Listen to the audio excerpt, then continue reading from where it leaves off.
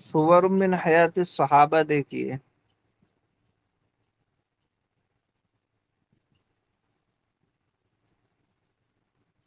پچھلے سبق میں آپ نے پڑھا تھا کہ حمص کے کچھ لوگ حضرت عمر فاروق اعظم رضی اللہ تعالی عنہ کی بارگاہ میں حاضر ہوئے تھے، تو حضرت عمر فاروق اعظم نے ان سے پوچھا تھا کہ اپنے فقراء کے نام بتاؤ تاکہ ان کی مدد کی جائے۔ تو انہوں نے ایک دستاویز پیش کی تھی، کاغذ پیش کیا تھا جس میں نام لکھے تھے فلاں ابن فلاں، فلاں ابن فلاں اور سعید ابن عامر۔ تو پوچھا اس سعید ابن عامر کون ہے؟ کہا ہمارے امیر۔ کہا تمہارے امیر فقیر ہیں؟ بولے ہاں۔ تو حضرت عمر فاروق اعظم نے 1000 دینار تھیلی میں رکھ کر انہیں دیے تھے اور کہا تھا کہ سعید ابن عامر کو دینا کہ اس سے وہ اپنی حاجتیں پوری کر لے۔ یہاں تک ہو گیا تھا۔ اب اس کے بعد کیا ہوا وہ یہاں سے مصنف بیان فرماتے ہیں۔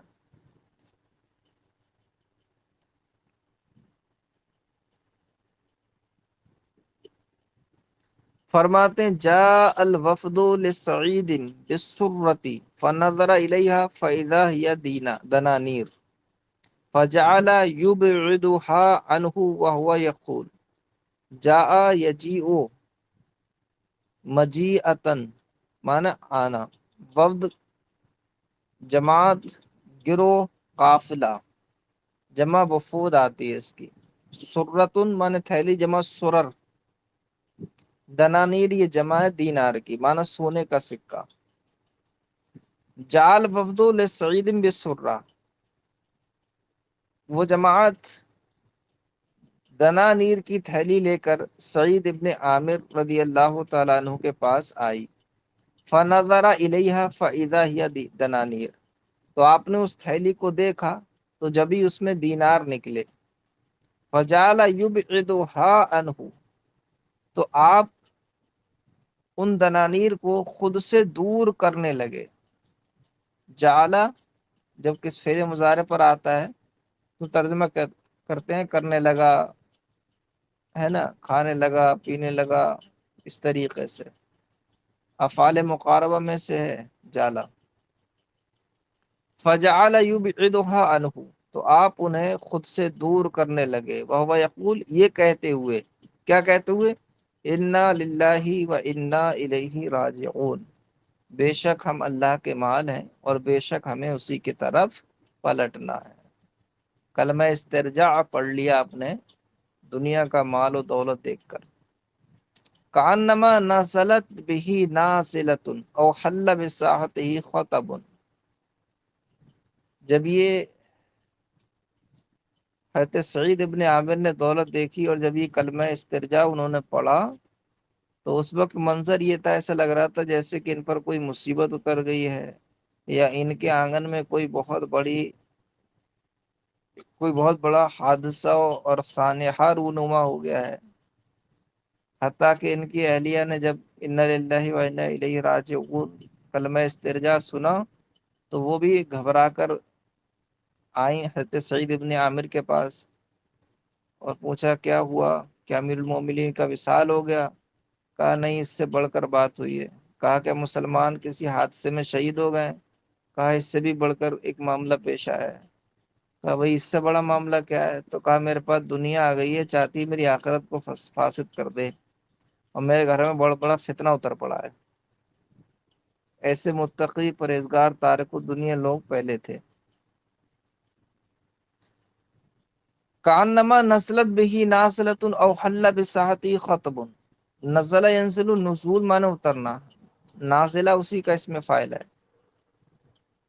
حل یحل حلولا، اس کا معنی بھی یہی آتا ہے اترنا۔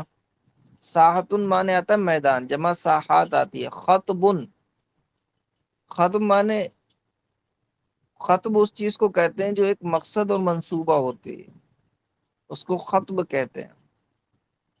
یہاں اسی مصیبت کے معنی میں ہے۔ حبا یحب، حبتن اس کا معنی آتا ہے اٹھنا، اڑنا۔ مزروعتن معنی گھبرائی ہوئی۔ گویا کہ کوئی حادثہ آپ پر اتر پڑا ہو یا آپ کے آنگن میں کوئی مصیبت نازل ہو گئی ہو. فحبت زوجتو مصروعہ، تو آپ کی اہلیہ گھبراتی ہوئے اٹھیں، وقالت اور بولی، ما شانک یا سعید، اے سعید تمہارا کیا حال ہے؟ اماتا امیر المومنین، کیا امیر المومنین کا وصال ہو گیا؟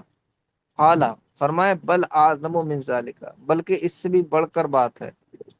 قالت، انہوں نے عرض کی، اصیب المسلمون فی وقعت، کیا مسلمان شہید کر دیے گئے کسی حادثے میں؟ قال بل اعظم من ذالک، فرمایا بلکہ اس سے بڑی بات ہے. قالت، انہوں نے عرض کی، وما اعظم من ذالک، اور اس سے بڑا کیا ہے؟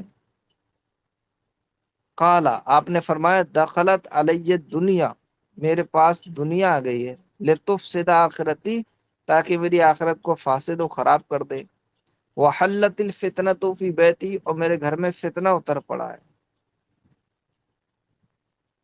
یہ بات ہے کہ سعید ابن عامر رضی اللہ تعالیٰ نے فرما دی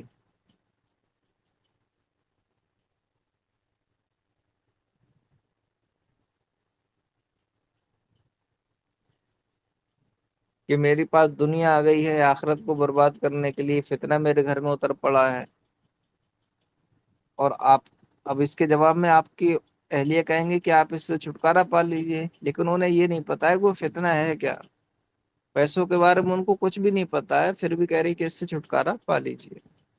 پہلے کی عورتیں بھی اتنی سادہ لو ہوتی تھی، اب کی عورت تو 50 سوال پہلے کرے گی، کیا فتنہ ہے، کہاں سے آیا، کیسے آیا، میں تم سے پہلے ہی کہتی تھی ایسا مت کرو، میں نے تمہیں سمجھایا تھا تم مانتے نہیں ہو، تمہیں تو اپنے میری ماننی ہی نہیں ہے. 50 تو پہلے سنائے گی وہ، تب جا کر اس کا کوئی حل اگر اس کے دماغ میں ہوا تو، اور نہیں ہوا تو کہے گی اب تم نپٹو اس سے.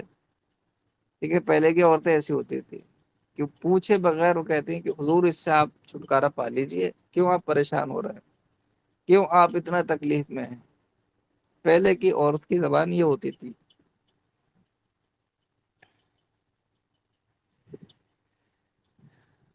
قال، قالت، تو وہ انہوں نے عرض کی، تخلص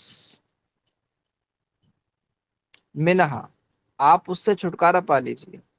وہی لا تدری من ابر دنانیری شیئا، حالانکہ وہ سونے حالانکہ وہ دیناروں کے بارے میں کچھ بھی نہیں جانتی تھی. دیناروں کے امر سے کچھ بھی نہیں جانتی تھی، یعنی دیناروں کے معاملے کو وہ کچھ بھی نہیں جانتی تھی.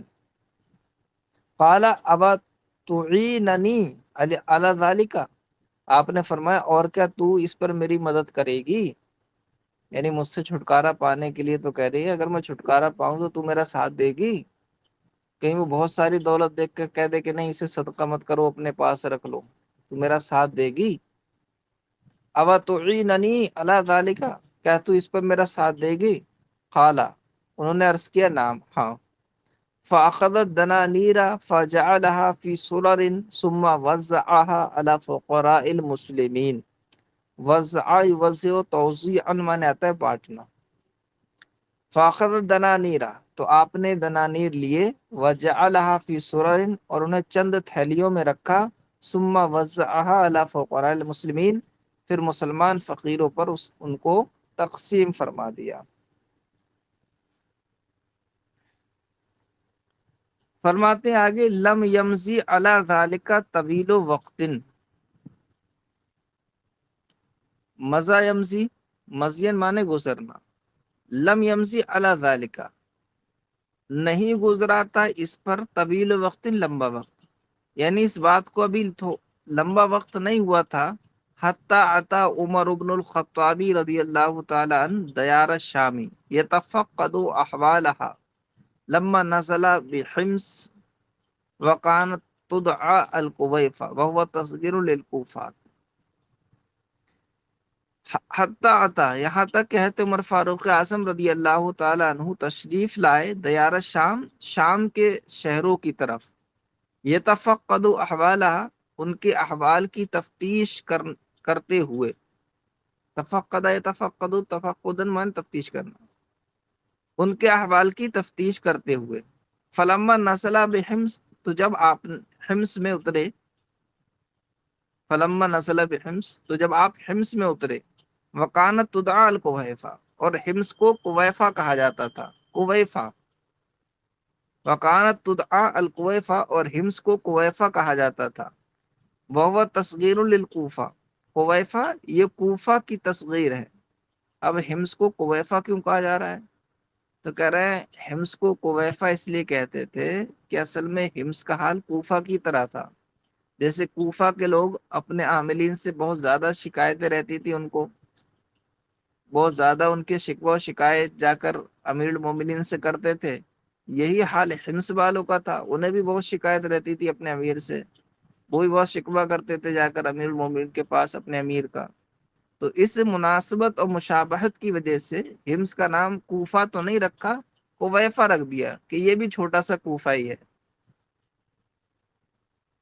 وکانت تدعا الکویفہ، اور اسے کویفہ کہا جاتا تھا، وہ تصغیر للکوفہ، کویفہ کوفہ کی تصغیر ہے، وہ تشبیہ لحمصہ بہا، حمص حمص کو اس کے ساتھ مشابہت ہونے کی وجہ سے، لے کثرت شکوہ اہلیہ من عمالہم و ولاتہم، کیونکہ اس کے اہل یعنی اس کے باشندگان کثرت سے شکایت کرتے تھے اپنے عاملین اور اپنے والیوں کی، کما کانا یفعل اہل کوفہ، جیسے کہ کوفہ والے یہ کرتے تھے۔